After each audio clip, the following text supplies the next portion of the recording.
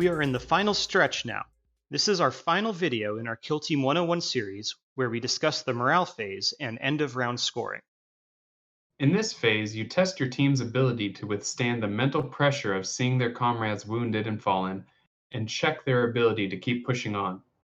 On a less dramatic note, you make a series of checks to verify if your models still fight on, or if they are essentially stunned for the next round. Let's take a closer look. Before we talk about the morale phase, we will spend a minute discussing the shaken condition. This is the entire point of the morale phase after all.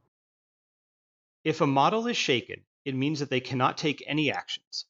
They cannot move, shoot, or attack, most abilities no longer work, and they cannot be used for the purposes of scoring points.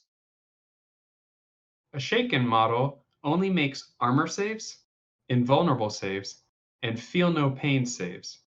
Basically, that model can get beat up on, but still has a chance that their armor is tough enough to shrug off the damage while they're shaken in their boots. Now that we know what we're hoping doesn't happen to our precious models, it's time to talk about how we make that determination.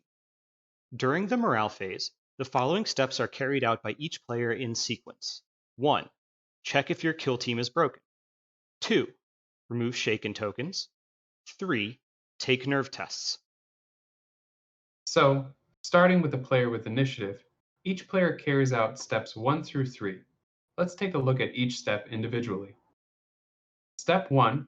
Check if your kill team is broken. You first have to determine if you need to take a break test.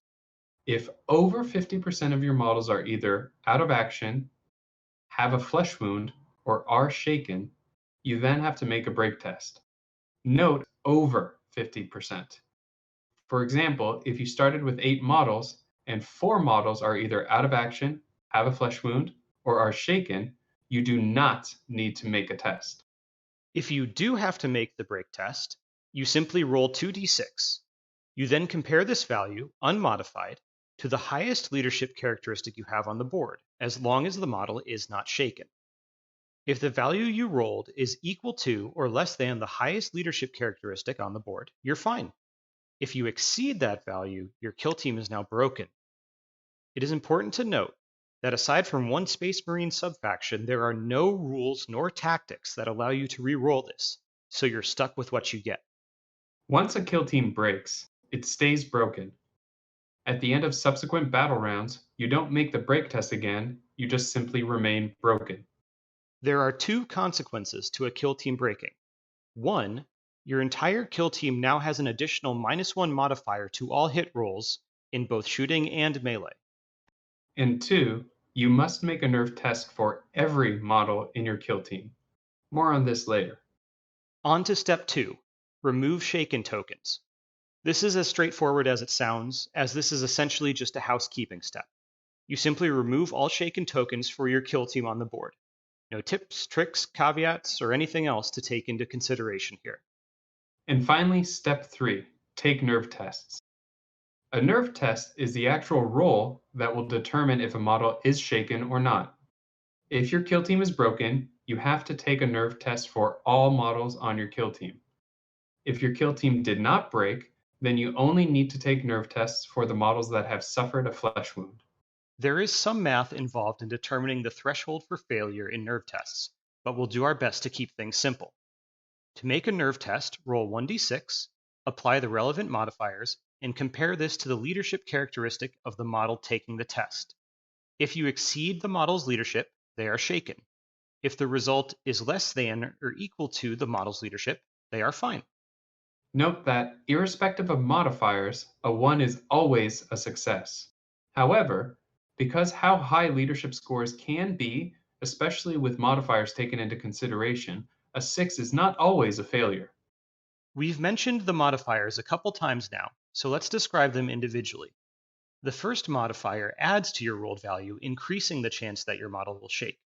You count up all friendly models that are either shaken or out of action, and add that number to your roll.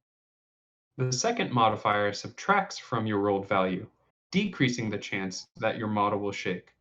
If they have unshaken buddies within 2 inches, each of those battle brothers will subtract 1 from your rolled value. With different models having different leadership scores, your model's positioning changing the chance for success for some models, and each shaken model making it that much harder for the next one to succeed, if you aren't deliberate about the order you take your nerve tests in, it can snowball out of control quite quickly. You generally want to start taking nerve tests for the models with the highest chance for success, as each failure makes the next test harder. Furthermore, there are some tactics and some model abilities that can help aid in the success of nerve tests. Note that tactics that auto-pass nerve tests must be used prior to making rolls. So take this into consideration so you don't miss out on your opportunities. Know your faction rules and know your resources. Once each player has completed their sequence of the morale phase, you're at the end of the battle round.